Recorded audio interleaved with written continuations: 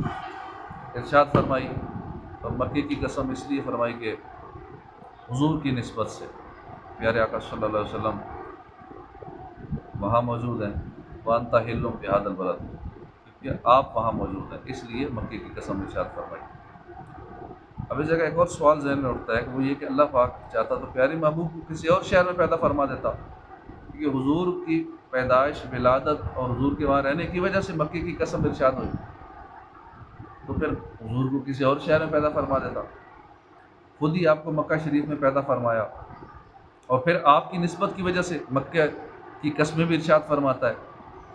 خود ہی حضور کو مکے میں پیدا فرمایا، اور پھر قسمیں پھر مکے ہی فرمایا کہ اے محبوب آپ کی وجہ سے وانت حل بہذا البلد، لا اقسم بہذا البلد، اس شہر مکہ کی قسم۔ اور پھر قسم کیوں؟ حضور کی وجہ سے، حضور کو خود ہی پیدا وہاں فرما کے پھر قسم۔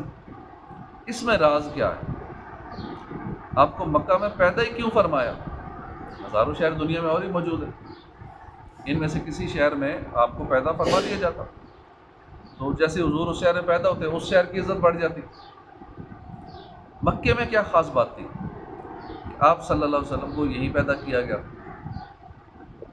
اب اس راز کو سمجھنے کی کوشش کریں۔ اللہ رب العالمین ہے، تمام جہانوں کا رب ہے، لیکن ہم جانتے ہیں کہ اللہ کے رب ہونے کا جیسا اظہار محبوب ذیشان صلی اللہ علیہ وسلم پر ہے، ایسا اظہار کسی اور پر نہیں ہے۔ وہ رب تو میرا بھی ہے، لیکن جیسے کمالات محبوب کو بتائے ہوئے ہیں، مجھے تو ان کا ذرا بھی نصیب نہیں۔ میری آنکھ یہ ہے کہ دیوار کے پیچھے نہیں دیکھ سکتی، وہ فرش پر بیٹھ کر عرش کو دیکھ لیتے ہیں۔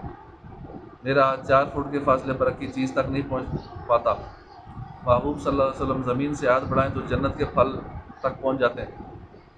میں چند کلومیٹر کے فاصلے سے سن نہیں سکتا، محبوب کے مبارک کان لاکھوں کلومیٹر دور کی آوازیں بھی سماعت فرماتے ہیں۔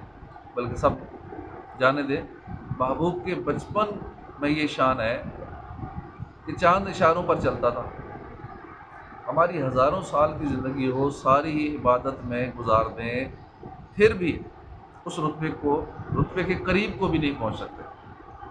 پتہ چلا اللہ کے رب ہونے کا جیسا اظہار محبوب پر ہو رہا ہے، ویسا اظہار کسی پر بھی نہیں ہوا۔ اس لیے اللہ نے قرآن پاک میں بار بار فرمایا ربو کا، اے محبوب آپ کے رب نے فرمایا، آپ کے رب نے قرآن اتارا، آپ کا رب نعمتیں دیتا ہے، آپ کا رب حکمت والا ہے، آپ کا رب علم والا ہے۔ اللہ پاک نے اپنے رب ہونے کے ربو کا، آپ کا رب، ربو کا، آپ کا رب بار بار فرمایا، یعنی رب ہونے کی نسبت جو ہے نا بار بار محبوب کی طرف فرمائی، اس لیے کہ شان ربوبیت کا جیسا اظہار محبوب پر ہوا ایسا کسی پر نہیں ہوا۔ اسی طرح اللہ پاک ساری زمین ہی کا رب ہے، پاکستان کا بھی رب ہے، یورپ کا بھی رب ہے، ہر ذرے کا رب وہی۔ مگر مکے کی شان دیکھیے، اللہ پاک نے رب ہونے کی خصوصیت اس شہر کی طرف کی، خصوصی نسبت شہر مکہ کی طرف کی، ربا ہاذہ البلد، شہر مکہ کی، اس شہر مکہ کے رب۔ اسے پتہ چلا کہ اللہ پاک رب تو ساری ہی زمین کا ہے، مگر اس کی شان ربوبیت کا جیسا اظہار مکہ پر ہے ایسا کسی خطے پر نہیں۔ یہ مکہ شریف ہی ہے جو بالکل بے آباد تھا، پانی کا نام و نشان یا نہیں تھا، زمین بنجر تھی، پرندہ بھی یہاں پر نہیں مارتا تھا۔ اللہ کی شان ربوبیت کا اظہار ہوا، بہت ہی فضیلت والے نبی ابراہیم علیہ السلام کو حکم ہوا، اے ابراہیم اپنے شہزادے کو مکہ چھوڑائیں۔ اسماعیل علیہ السلام جو بھی دودھ پینے کی عمر میں تھے مکہ پاک پہنچ گئے، پھر ان کے قدموں کی برکت سے چشمہ جاری ہو گیا زمزم کا، لوگوں کے دل شہر پاک کی طرف کھینچ دیے۔ جہاں پہلے پرندہ پار نہیں مارتا تھا، اب یہ حالت ہے کہ بعض دفعہ تو وہاں قدم رکھنے کی جگہ نہیں ملتی، نماز پڑھنے کے لیے کئی میل پیچھے ہی روڈ پہ صفیں بنانی پڑتی ہیں۔ جہاں ویران جگہ تھی وہاں یہ حالت ہے۔ اب ابھی رمضان کی بات دیکھ لیں، اتنی مکے میں بھیڑ تھی، اتنی بھیڑ تھی کہ انتظامیہ کو ویزے بند کرنے پڑے، رمضان میں ویزے بند کر دیے گئے۔ مکے کی زمین سرسبز نہیں ہے، کھیتی نہیں اگتی، پھل نہیں اگتے، مگر مکے میں دنیا کی ہر چیز ملے گی۔ یہ اللہ کی ربوبیت کا خاص اظہار ہے جو اس شہر پاک پر ہو رہا ہے۔ یہ مناسبت ہے مکہ پاک کی محبوب کریم کے ساتھ۔ تمام مخلوقات میں شان ربوبیت کا جیسا اظہار محبوب پر ہوا ایسا کسی پر نہ ہوا۔ یوں ہی تمام زمین میں شان ربوبیت کا اظہار جیسا اظہار مکہ پاک پر ہوا ایسا کہیں اور نہ ہوا، لہٰذا یہ شہر پاک ہی اس لائق تھا کہ محبوب کی پیدائش کا شرف اسے عطا کیا جاتا، لہٰذا فرمایا لا اقسم بہذا البلد وانت حل بہذا البلد، مجھے اس شہر مکہ کی قسم کہ اے محبوب تم اس شہر میں تشریف فرماؤ، لا اقسم بہذا البلد، اس شہر مکہ کی قسم، وانت حل بہذا البلد، تو محبوب کی وہاں پہ پیدائش اور اپنے محبوب کی وہاں قدم رمجا فرمانے کی وجہ سے مکے کی شان بڑھ گئی، حضور کی وجہ سے قسم کھائی کہ یہ شہر پاک آپ کی قدم چومنے کے لائق ہو پایا ہے۔ ایک اور مناسبت سنیے، ہمارے آقا صلی اللہ علیہ وسلم رحمۃ للعالمین ہیں، تمام جہانوں کے لیے رحمت بن کر تشریف لائے۔ تاریخ گواہ ہے کہ جب سے آپ دنیا میں تشریف لائے عام عذابات آنا بند ہو گئے، پہلے پتھر برستے تھے، زلزلے بہت زیادہ آتے تھے اور زلزلے سے انہیں تباہ و برباد کر دیا گیا، آندھی طوفان کے عذاب آئے، نوح علیہ السلام کو سیلاب کے عذاب کے ذریعے ان کی قوم غرق ہو گئی، قوم لوط کی پوری بستی کو پہلے آسمان کی طرف اٹھایا گیا پھر الٹا کر کے پھینک دیا گیا، کئی عذاب آئے کئی قوموں پہ، مگر جب محبوب کریم صلی اللہ علیہ وسلم دنیا میں تشریف لے آئے ایسے عذابات آنا بند ہو گئے۔ مگر مزے کی بات تو یہ ہے کہ کفار مکہ نے باقاعدہ دعائیں کی، اے اللہ ہم پر پتھر برسا دے، ہم پر دردناک عذاب اتار دے، مگر اللہ نے فرمایا وَكَانَ اللَّهُ لِيُعَذِّبَهُمْ وَأَنْتَ فِيهِمْ، اور اللہ کی یہ شان نہیں کہ انہیں عذاب دے جب تک اے حبیب تم ان میں تشریف فرما۔ یہ محبوب کی رحمت للعالمین ہونے کا نظارہ ہے۔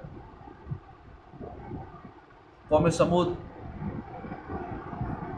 جن کی طرف صالح علیہ السلام کو نبی بنا کر بھیجا گیا، ان کے مطالبے پر پہاڑ سے حملہ اونٹنی نکالی گئی، جب انہوں نے معجزہ دیکھ کر بھی کلمہ نہ پڑھا اونٹنی کو شہید کر دیا، ان پر عذاب اترا، ایک شدید چنگاڑ کی آواز آئی، سارے فنا ہو گئے۔ حدیث پاک میں خلاصہ عرض کر رہا ہوں کہ اس عذاب نے ساری کی ساری قوم سمود کو صفحہ ہستی سے مٹا دیا، سارے ہلاک ہو گئے، ایک شخص بچ گیا۔ آپ نے حیرانی سے پوچھا یا رسول اللہ وہ کون تھا جو ایک بچ گیا؟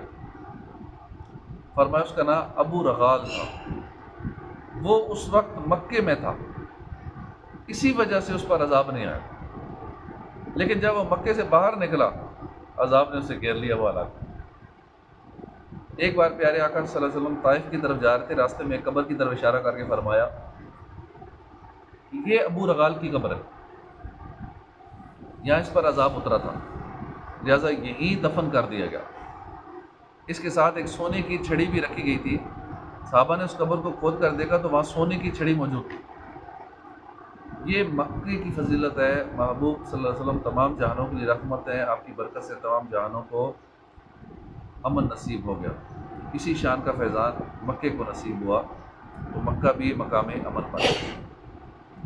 ایک مرتبہ حضرت سعد الفلانی کے پاس کچھ لوگ آئے، بتایا کہ فلاں قبیلے نے ایک شخص کو قتل کیا ہے، پھر اس کی لاش کو آگ لگا دی، مگر حیرت کی بات تھی کہ رات گئے تاکہ اس کا جسم آگ میں رہا، اس کے باوجود آگ نے اثر نہیں کیا، یہاں تک کہ اس کا سفید رنگ آگ میں جلنے کے بعد بھی ویسا کا ویسا ہی رہا۔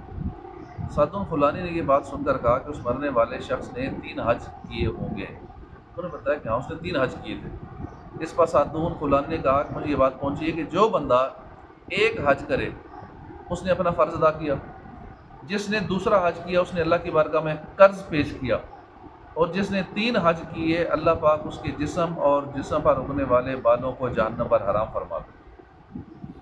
کئی لوگ بڑے خوش نصیب ہوتے ہیں، وہ کئی حج کرتے ہیں، کئی تو ہر سال ہی حج پہ جاتے ہیں، اللہ پاک ہمیں توفیق عطا فرمائے حج کی، آمین بجاہ نبی الامین صلی اللہ علیہ وآلہ وسلم۔